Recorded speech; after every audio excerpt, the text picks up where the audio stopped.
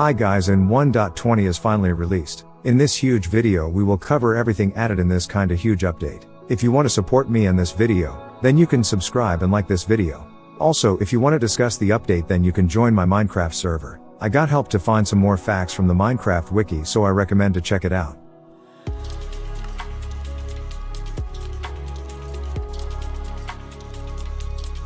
First, let's talk about a whole new wood type. The bamboo wood. It has a yellowish texture and fits with the jungle.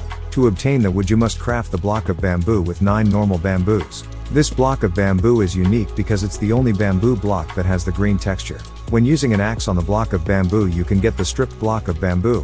To craft bamboo planks you need one of those blocks. From every stripped or normal block of bamboo you get 2 bamboo planks, which is not so much because bamboo is so common and easy to craft. From bamboo planks you can craft everything with normal planks like slabs, stairs, boats with chests, signs, new hanging signs which we will talk about later, trapdoors, doors, buttons, fence gates, and fences. This wood also has a special feature. When using 2 bamboo slabs you can make a new bamboo block. The bamboo mosaic. It has the same colors as the bamboo planks but with a different pattern. You can make 2 wooden things from the bamboo mosaic. Slabs and stairs. Now let's go to a more forgotten feature added in this update. The chiseled bookshelf. You can craft it with 3 choosable wood planks on the top, then 3 choosable wooden slabs, and again 3 choosable wood planks at the bottom. This block has a function of holding books. It has 6 slots where you can place books and you can choose your own pattern. But the color is always the same. You can put all types of books there. Normal books, books and quills, written books and enchanted books. Chiseled bookshelves 1 increase the power of the enchanting table. This bookshelf also works with redstone. By placing a redstone comparator near it, it will send a signal from 1 to 6 depending on how many books there are. Also, hoppers and minecarts with hoppers can add and take books from the chiseled bookshelf. Chiseled bookshelves can also be used as furnace fuel. It can melt 1.5 blocks, which is not a lot for so many blocks to craft it. Chiseled bookshelves can also be placed under note blocks to produce a bass sound. Now let's talk about a huge new feature. It's the new biome, the Cherry Grove. Cherry Grove is a rare and small biome kinda like the Mushroom Island. On the ground you will find a lot of new pink petals, which we will talk about later. In the biome you can also find the cherry trees and new wood, which we will talk about also later. The biome spawns near or in the mountains. There are a lot of bee nests all around the biome because there are so many flowers. There are also a lot of bunnies. The cherry biome has its own trees that have a design that looks like acacia but with more leaves. The cherry woodset works like normal woodsets. It has a light pink color. The sides of the cherry would look pretty dark. Stripped cherry log looks a little darker than the planks. The cherry leaves emits falling pink leaves in the air in the direction of the wind. There are also some new flowers that are exclusive to the cherry biome. Pink petals spawn in groups from 1 to 4. The bigger the group is, the more flowers they are on the ground. To get them you can just destroy them with your hands. To farm them you can use bone meal when there's less than 4 pink petals. Then will the pink petals just farm. You can also stack them by hand if you have them. They can be placed on all types of dirt and mud. You can get pink dye by crafting them. The next feature is the calibrated skulk sensor. The block was in the files for a really long time, since the first 1.17 snapshots. The calibrated skulk sensor is a variant of the regular skulk sensor that allows to filter which vibration frequency it detects through a redstone signal input. Like every skulk item, it can be destroyed faster with a hoe. You can craft it with a skulk sensor in the middle and 3 amethyst shards. It has a big amethyst in the middle and a small line on the bottom. To obtain it you must destroy it with silk touch. There are some different things with the calibrated skulk sensor compared to the normal one. Calibrated skulk sensors can detect vibrations up to 16 blocks away, and calibrated skulk sensors have a cooldown of 1 second instead of 2 seconds. Now it's time for one of the main features of this update. Archaeology. This adds a new item. The brush. You can craft it with 1 stick, 1 copper ingot and 1 feather. It has a durability of 64. You can enchant it with mending or unbreaking for a better brush. You can use them to brush 2 new blocks. Suspicious sand and suspicious gravel. Suspicious blocks are special blocks that you can find in different structures. You can brush out many cool things from them. If you move them they will get destroyed and make a breaking sound. It has the same durability as sand and gravel, so it's important to dig carefully. Let's first talk about suspicious sand. There are many ways to find it. The first one is to find a secret room in the desert temple. You must dig out the stairs and find the dig place. We will talk about the loopholes later. The next structure that spawns suspicious sand didn't have any use for many years. It's the desert well. You can find around 3 suspicious sand blocks in the desert well.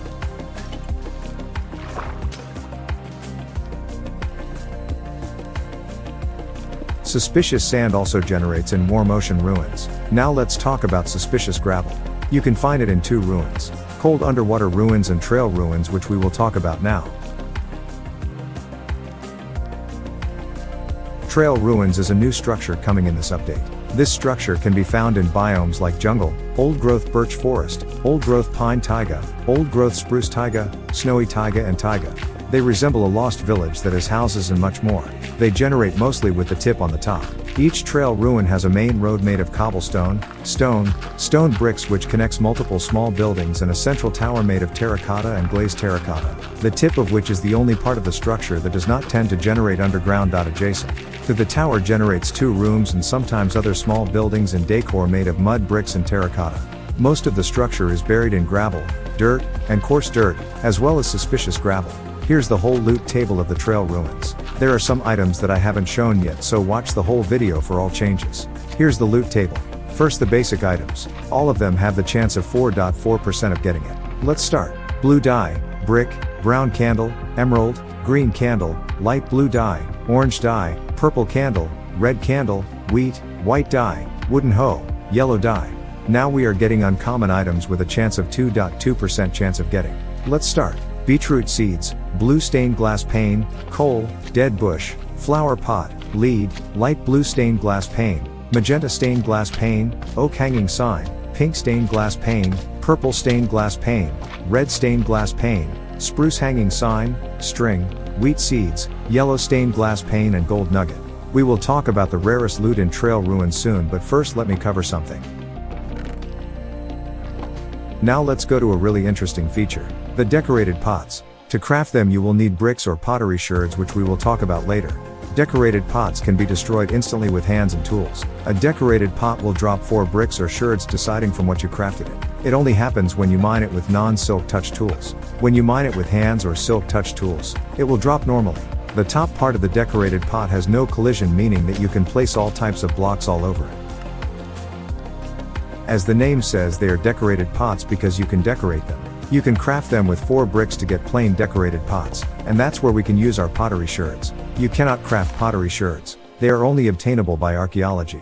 There are 20 different pottery shards which you can use to decorate your pots. In the crafting table you can replace bricks with pottery shards that you want. If you now know about pottery shards, then let me show you the most rare loot table for trail ruins.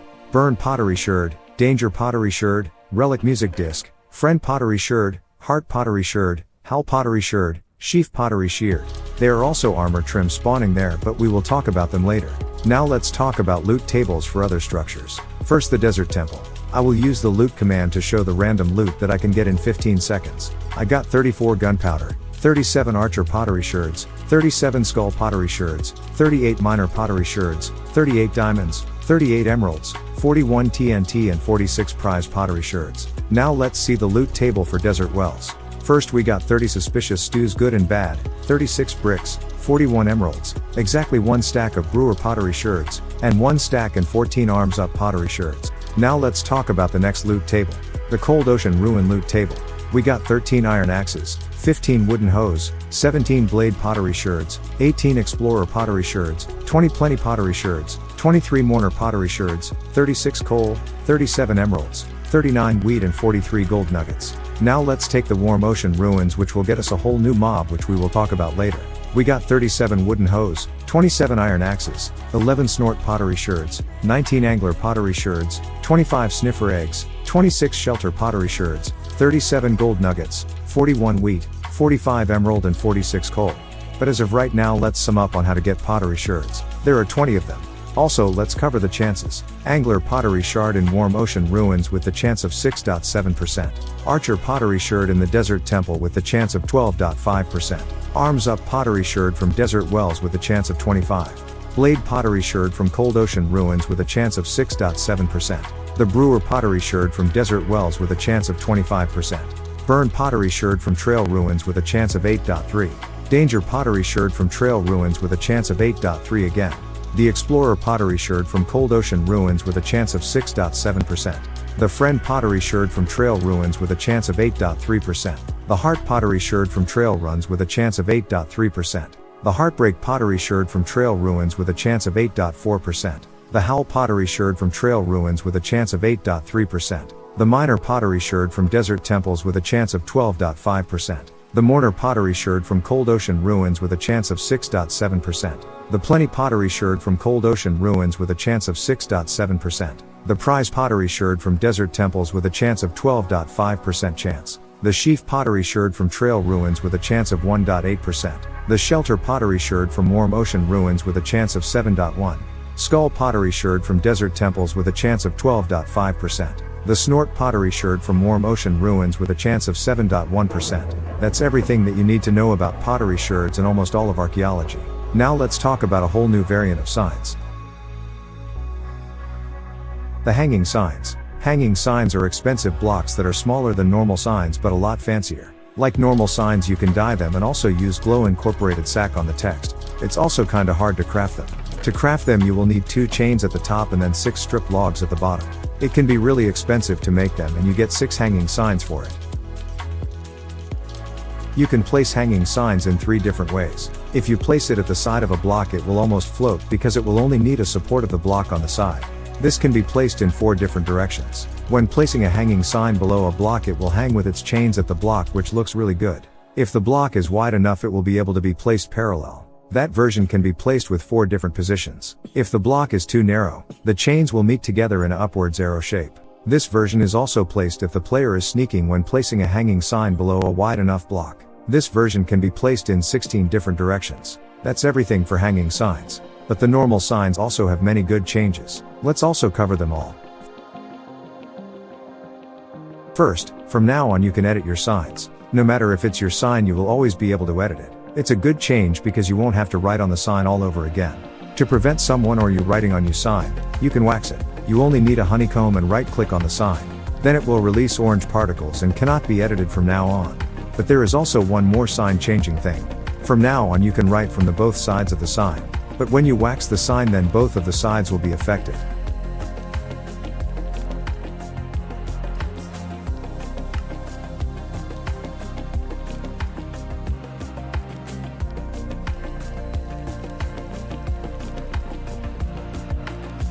Also, we got a really special thing added in this update. For many years we didn't get any mob head and we finally got one. It's the piglin head. You can get it like almost every mob head. You need to make a charged creeper kill the piglin to drop its head. Like the Ender Dragon head, the piglin head is also its own redstone feature. When you put a redstone signal to it then it will flap its ears. It will also work when you are walking with the piglin head on you. There is also a general change coming to all the mob heads and also note blocks. Now when you place a mob head on the note block then it will do the sound of the mob that it has the head on the note block.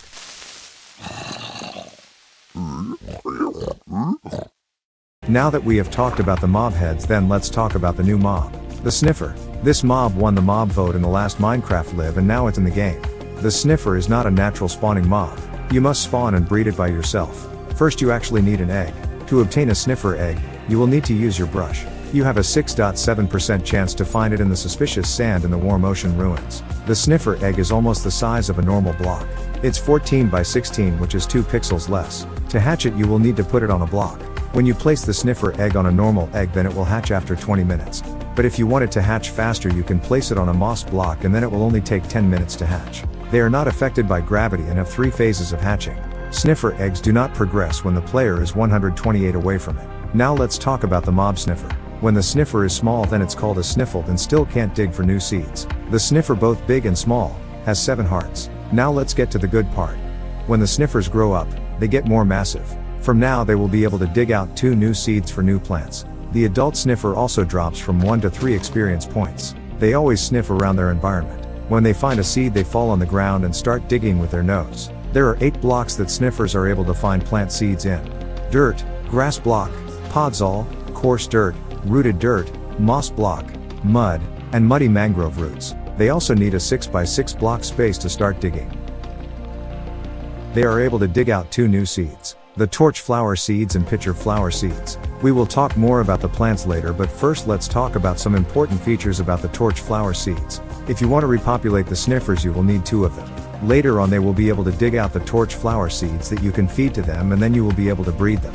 They will drop the sniffer egg that you can place and wait to get more sniffers. Sniffers have a digging cooldown of 5 minutes. Sniffers are also healed with 2 hearts every time you feed them a torchflower seed. Now that we know everything about sniffers, let's talk about the 2 new plants. First, the torchflower. The torchflower has 2 features. The first one is breeding that we already talked about, and the second feature is basic decoration. To get the torchflower you must place it on farmland to start growing. It has 3 different stages of growth. First one looks like a sweet berry bush. The second phase gets a yellow flower on the top and gets bigger. And the last phase is a ready flower with beautiful red colors and ready to pick up. Now you can be able to place it on dirt blocks as also in flower pots. The torchflower sadly doesn't emit light even if it's named the torchflower. You can use the full torchflower to get orange dye. You can also use this to craft suspicious stew that will be able to give you night vision. It can also be used to breed bees. Now that we know about the torchflower, then let's talk about the second pitcher plant. The pitcher plant. Pitcher plants can also be grown in farmland with 4 different stages. The first stage is a small cube with some green growth in the middle. In the next phase the root will get bigger and it will have a sprout in the middle. In the next phase the sprout will be more detailed and will get some purple pixels at the top. In the next phase the flower will now be bigger and have an almost ready blue flower. And the flower will be ready when it's almost 2 blocks big and has a big flower. When you destroy the ready pitcher plant, it will sadly not give you the roots too. Only the flower. You will be able to place it on grass blocks but not in pots. In Bedrock Edition you can actually use the pitcher seeds to feed chickens. Also in Bedrock Editions you can tame parrots with pitcher seeds. And that's everything for all sniffer things. Now let's go to another huge feature added in this update.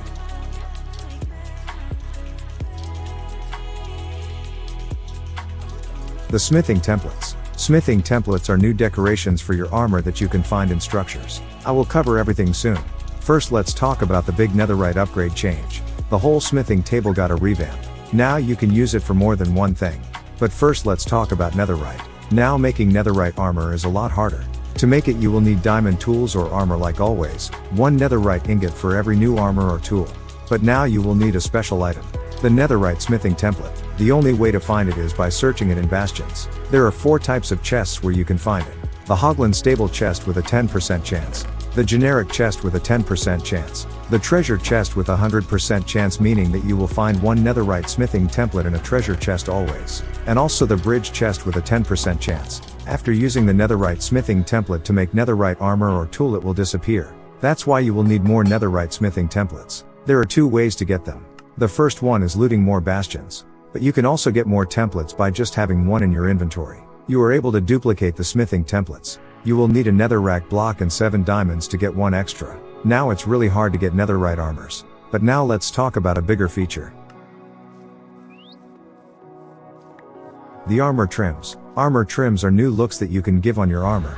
There are 15 different armor designs and with 10 different colors. Now let's talk about how it works. Smithing templates give you designs and I will present them later. You can also choose which color that you want your design to be in. You can choose between 10 ores. Here are ores that you can use: emerald, redstone, lapis, amethyst, quartz, netherite ingot, diamond, gold, iron and copper. You can put designs and colors on every armor and even the turtle helmet. If the armor material and the trim material is the same, then the ore that is displayed will be darker. As a fact, you can also dye leather armor and also put trims on it. You can make 5 octillion different combinations with leather armor. Now let's talk about all new smithing templates and how to get them and also how they look. The coast armor trim can be found in shipwrecks in all chests like the treasure chest, the map chest and also the supply chest with 16.7% chance. You will also find 2 of them in every chest. It doesn't add so much design to your armor, but it has an interesting pattern. You can duplicate the coast armor trim with 1 cobblestone block and 7 diamonds. The dune armor trim can be found in desert temples with a chance of 14.3%. You will also get 2 dune armor trims in 1 chest. It has a really cool design that goes all around the armor and with a dot in the middle. It's one of the best in my opinion. You can duplicate the dune armor trim with 1 sandstone block and 7 diamonds. The eye armor trim can be found in chests and strongholds. You have a 10% chance to find it in the altar chest and 100% chance to find it in the library chest. Overall it doesn't have a really cool design, but you can see a huge ender eye on the chest plate making it really cool. You can also duplicate the eye armor trim with 1 end stone block and 7 diamonds.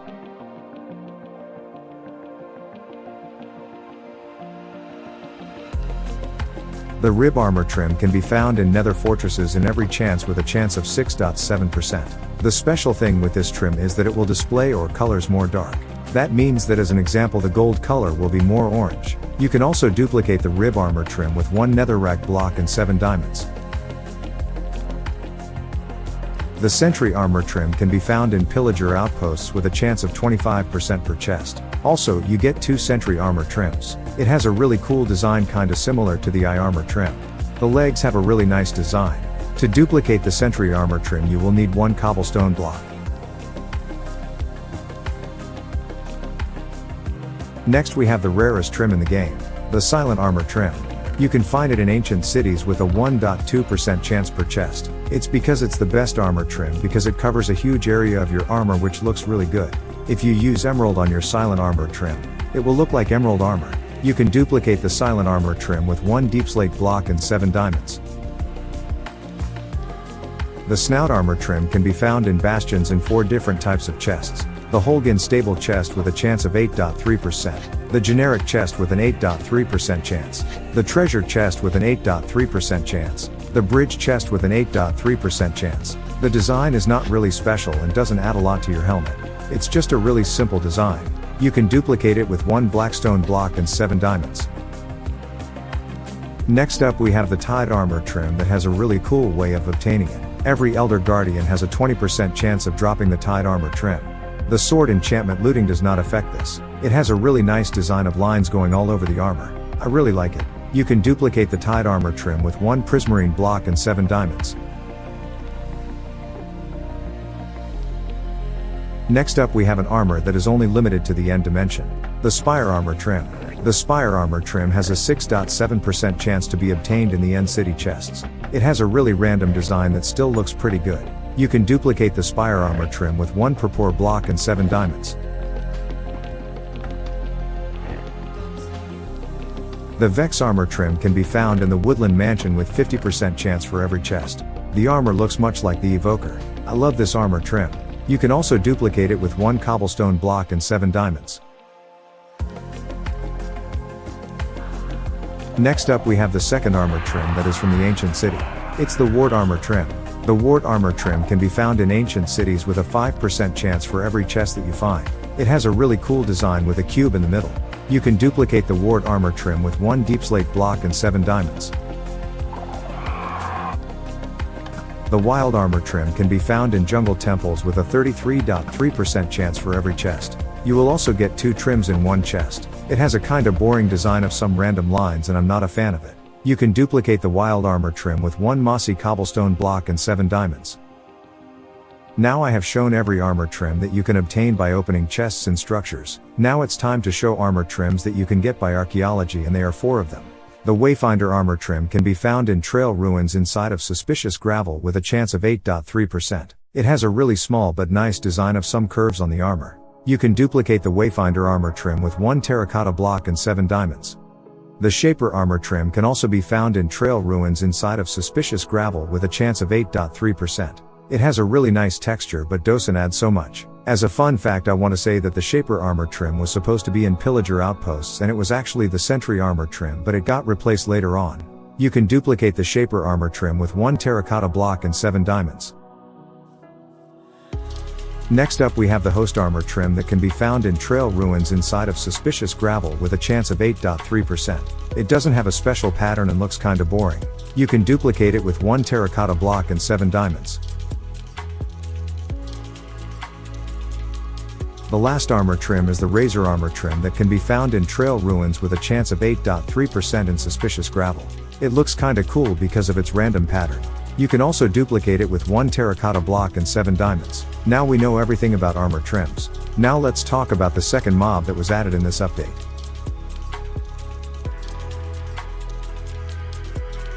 It is the camel. A camel is a passive mob found in desert villages that can be saddled and ridden by up to 2 players at once. A camel is tall enough that its riders cannot be reached from the ground by a few melee attacking harmful mobs, who will not attack the camel. It has 32 health, which is 16 hearts. They always spawn in desert villages when making your world, and they won't respawn when killing them, which makes them a hard mob to breed. You get from 1 to 3 experience orbs when you kill them. A camel wanders aimlessly, avoiding hazards and obstacles, or it sits for 2 to 7 seconds, before eventually getting up. Camels immediately get up and flee after being harmed. A seated camel cannot be pushed by players or mobs. Sitting camels stand up even if there are solid blocks above them, which causes them to take suffocation damage immediately after standing up. You can breed camels with cactuses, and you can heal them 2 hearts for every cactus. They can also get hit by cactuses, which is just weird because they can eat them. Camels have the unique ability to step up 1.5 block high walls, unlike other mounts such as horses, which can automatically step up 1 block without jumping. This allows camels to step onto fences and walls, among other things. Camels can be ridden by players. Up to 2 players can ride 1 camel. While riding, the player in the back seat cannot hurt the player driving or the camel itself. Once a camel is saddled, the player can control it with standard directional controls, jump, and the mouse. The player dismounts using the dismount control. Like riding other entities, it is impossible for a player to use a nether portal or end portal while on a camel. Camels can't float on water when you ride them. Camels walk slowly and can sprint. Saddled camels also have the ability of dashing charging. Dashing is done using the jump control, and holding the control charges for a longer dashing. Camels can dash every 2.75 seconds. When dashing, the camel launches up to 12 blocks forward and 1 block upward. For a short time after dashing, the camel cannot sprint. Camels are so tall that some mobs can't reach you when you ride them. And that's everything that you need to know about camels. We also have a new music disc. It's named Relic, and it's made by Cherof. You can get it inside of Suspicious Gravel that is in Trail Ruins. It also gives you a signal strength of 14. Now you can listen to it, but you can skip around 4 minutes and 30 seconds for other news.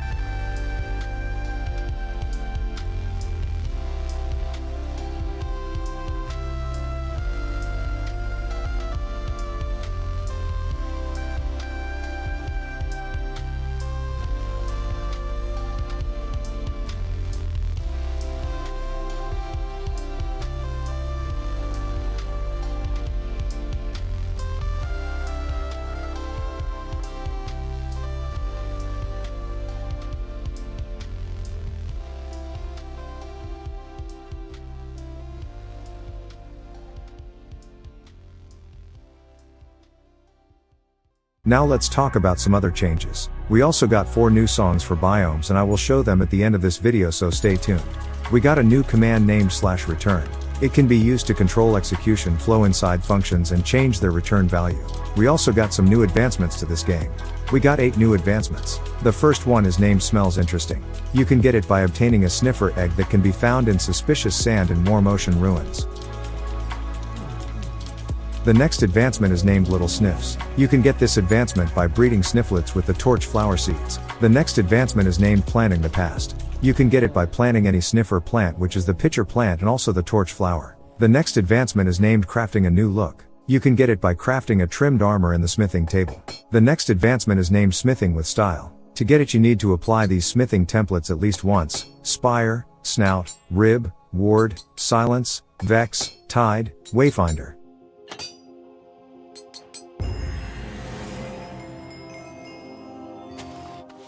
The next advancement is named Respecting the Remnants. You can get it by brushing a suspicious block to obtain a pottery sherd.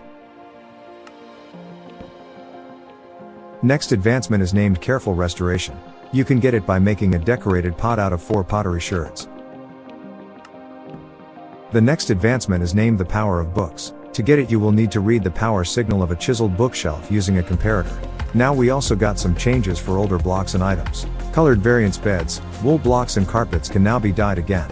We also got some good changes for the block of amethyst. Added a new behavior called vibration resonance when it is placed adjacent to skulk sensors. If that skulk sensor receives a vibration, the block of amethyst will re-emit its frequency as a separate vibration at its location.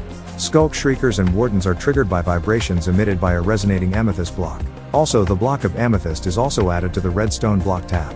Also, polished blackstone buttons break at the same time as other buttons. Now dead coral blocks are listed in a different order in the creative inventory. There is also a change for the enchanting table. A replaceable block between them and bookshelves no longer invalidates bonuses. Jukebox was also added to the redstone tab in the creative menu. Mangrove roots and muddy mangrove roots are now grouped with logs instead of leaves. We also got some changes for the skulk sensor. Vibration frequencies of many actions in the game have been tweaked and greatly simplified to prevent unwanted interference, as following. Movement in any medium gives the frequency value of 1. Landing on any surface gives the frequency value of 2. Item interactions gives the frequency value of 3. Gliding with an elytra or unique mob actions gives the frequency value of 4. Dismounting a mob or equipping gear gives the frequency value of 5. Mounting a mob or interacting with a mob gives the frequency value of 6. Mobs and players getting damaged gives the frequency value of 7. Consuming items gives the frequency value of 8. Blocks deactivating gives the frequency value of 9. Blocks activating gives the frequency value of 10. Blocks changing gives the frequency value of 11.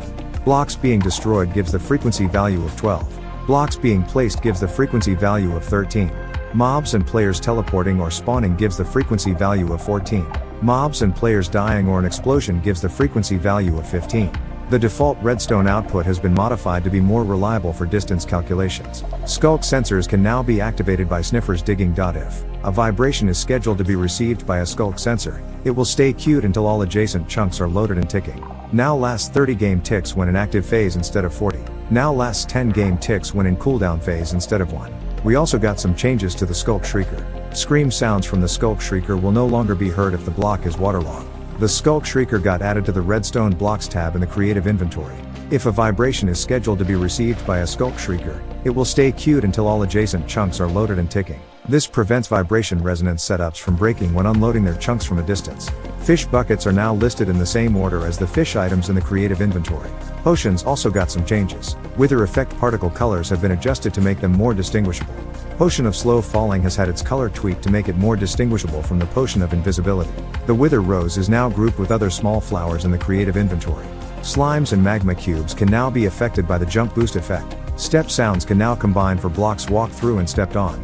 Also, the Minecraft Java Edition logo was also changed. We got 6 new splashes. This sand is Seuss. Remember to brush your teeth. Has working bookshelves. Sniff sniff. Place a hanging sign here. Jewel is neat too. And this is everything for this update. I will share my opinion about it in my next videos. I hope that you enjoyed it, and now I will just show the 4 new songs added in this update. And you can also see the full recap of this update. See you next time. Bye.